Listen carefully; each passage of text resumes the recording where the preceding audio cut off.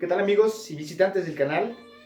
Yo soy Mario McQuill y hoy vamos a hablar de un tema diferente a los que hemos venido tratando en videos anteriores. Si recuerdan, esta es una serie que habla de la Constitución mexicana y además habla de los primeros 29 artículos de la misma, en donde vamos a ir desmenuzando el contenido de cada uno, explicándolo de una forma agradable, de una forma entendible para todas las personas que nos puedan mirar y sobre todo para todos aquellos que se quieran adentrar un poco en el mundo jurídico, la cultura jurídica. Bien, en atención a ciertas cosas que han sucedido en las últimas horas en nuestro país, hoy vamos a tratar de un tema un poco diferente. Y es que hoy tocaba el turno analizar el artículo 4 de la Constitución, pero derivado del decreto publicado el día de ayer, 30 de marzo del 2020, en el Diario Oficial de la Federación, en donde se emite una declaratoria de emergencia sanitaria, me parece que es un tema que debemos analizar y que debemos conocer porque nos corresponde esto a todos, nos afecta a todos e incluso si tú eres un trabajador o si tú eres un patrón, esta información te puede funcionar y te puede servir. Yo soy Mario McQuill y vamos al tema.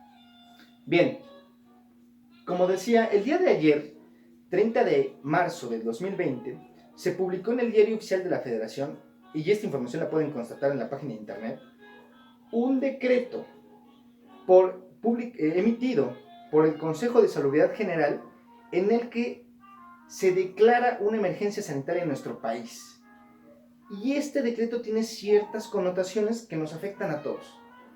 Entre otras cosas, el decreto nos dice, tiene dos disposiciones solamente, que la Secretaría de Salud hará lo conducente y tomará las acciones necesarias para la continencia de la enfermedad que ustedes saben que estamos enfrentando, y además que este decreto tendrá una vigencia hasta el 30 de abril del 2020.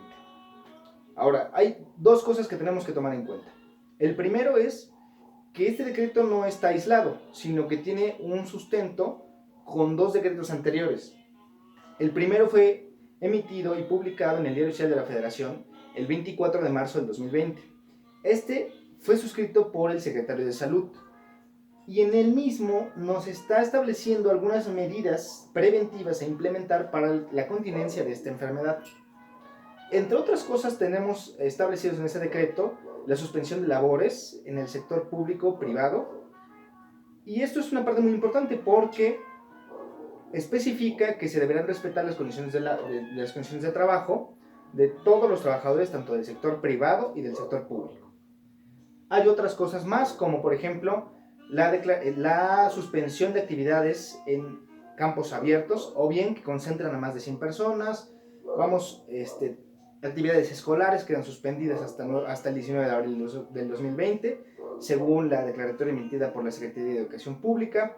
En fin, varias disposiciones nos establece este primer decreto de 24 de marzo del 2020.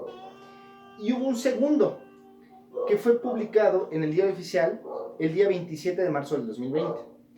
Este fue un decreto presidencial en donde se declaran acciones extraordinarias a implementar para la continencia de esta enfermedad, además que son en materia de salubridad general.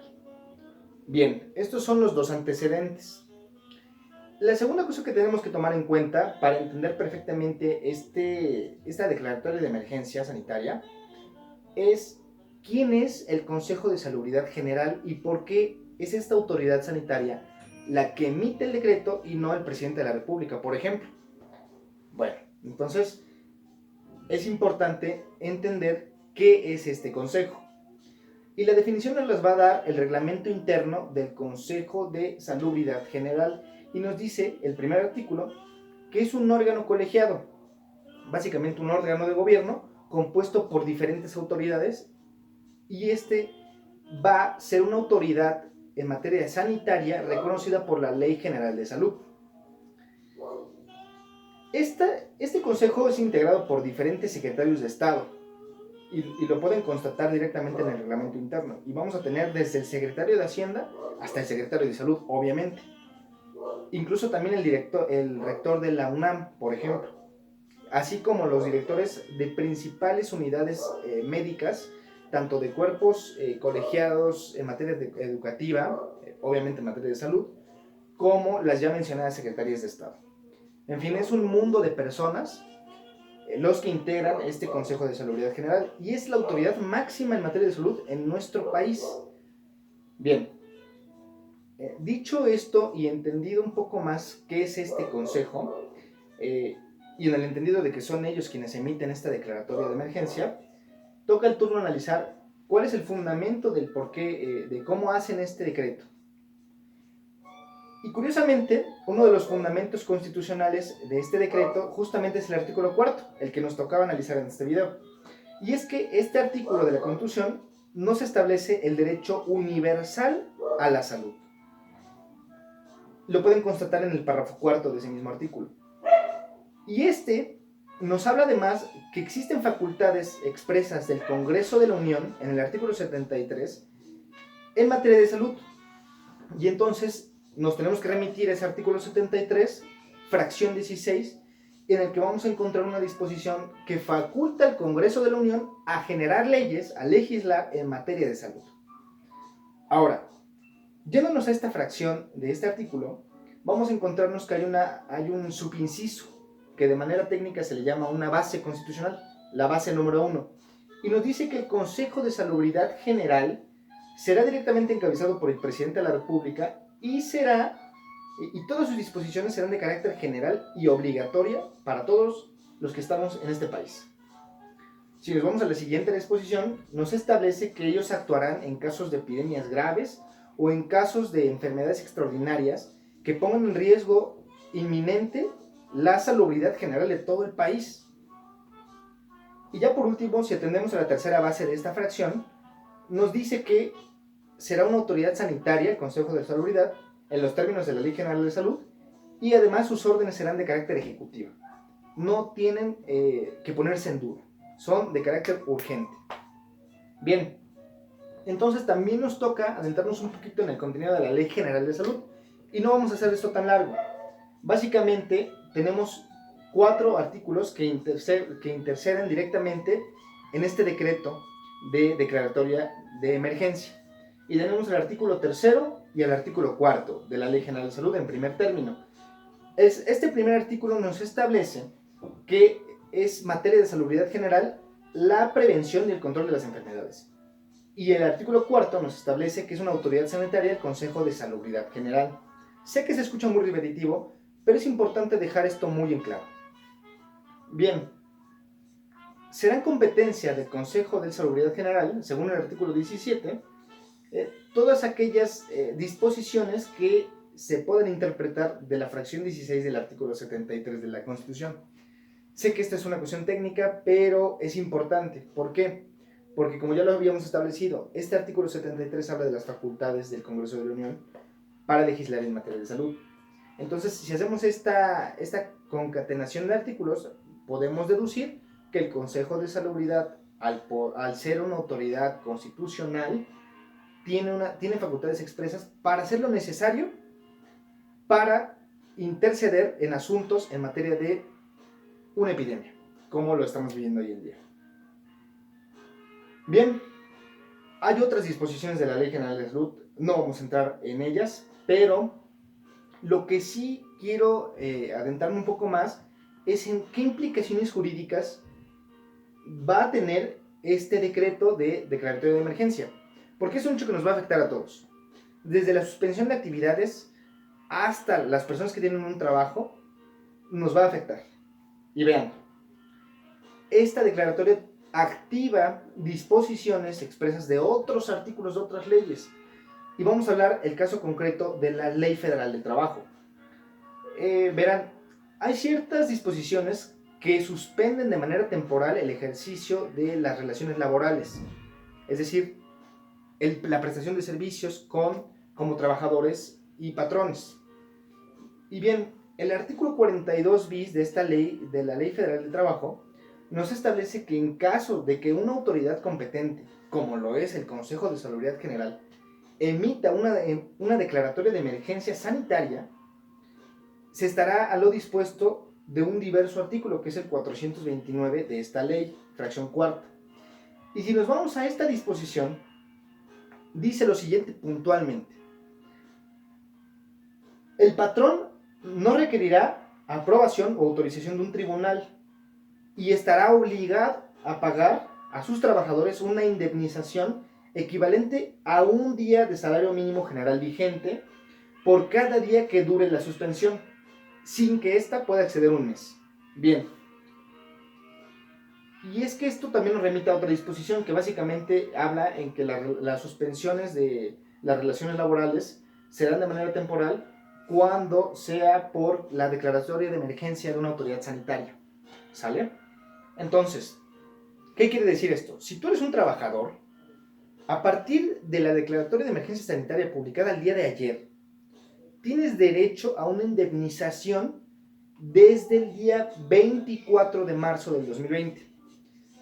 ¿Y por qué desde este día? Porque como ya lo comentábamos en primer lugar, fue el secretario de Salud quien emitió toda una serie de disposiciones y medidas a implementar en el gobierno federal y a nivel federal, a nivel más bien país, entre otras la suspensión de actividades laborales.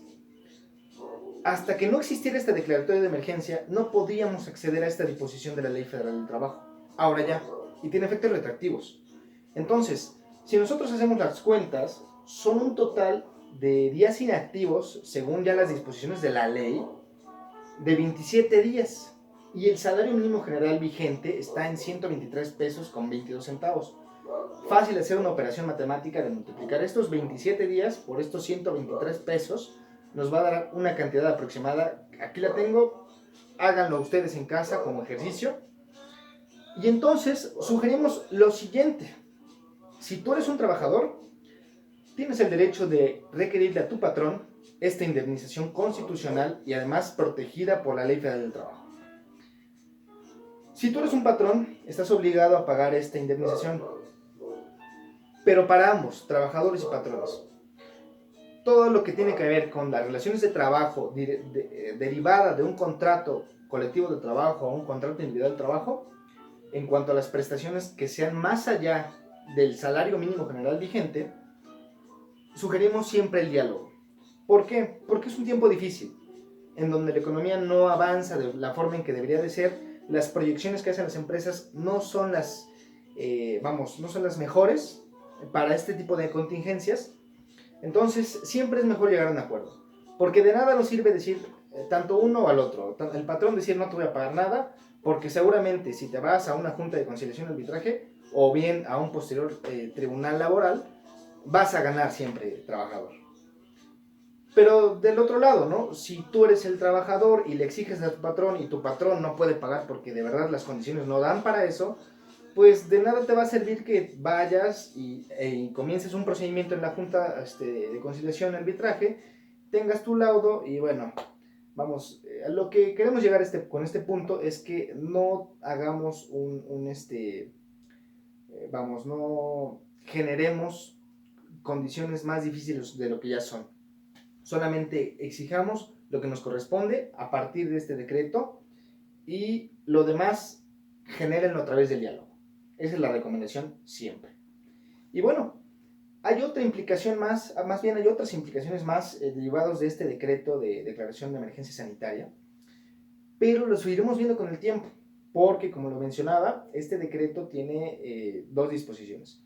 La primera ya quedó sentada y la segunda es que la Secretaría de Salud emitirá las acciones conducentes para el tratamiento y contingencia de esta emergencia sanitaria. Entonces puede que existan posteriores disposiciones cuyos efectos también nos van a afectar, ¿no? Pero hasta que existan es cuando de verdad podremos ver qué más va a pasar. Hasta este punto hay información importante para todos aquellos que tenemos un trabajo y todos aquellos que somos empleadores. Entonces, bueno, con esto finalizamos este video. Esperamos que haya sido de utilidad para ustedes, que les haya aclarado un par de dudas en cuanto a esta declaratoria de emergencia. Cualquier duda o pregunta derivado de este tema, siéntanse con la libertad, la confianza de mandarme un correo y si está en mis manos apoyarlos con mucho gusto. Y siempre trataremos de hablar con la verdad, trataremos de hablar de una forma imparcial y hasta aquí la información. Seguramente va a haber información posterior, vamos a tratar de acercarnos a ella y vamos a tratar de explicarla de una forma entendible como lo han sido los anteriores videos para que ustedes estén siempre, siempre informados, porque recuerden, informarnos en estos tiempos es de suma importancia. Aquel que no esté informado, vamos, se va a perder de muchas cosas, muchas, muchas cosas. Así que muchas gracias por ver este video, esperamos que les haya gustado, que les haya servido, y como siempre, aquí están en los comentarios, alguna duda, crítica, adelante, con mucho gusto, y si hay algunas dudas especiales que requieren ser atendidas de manera profesional, también está mi correo. Gracias.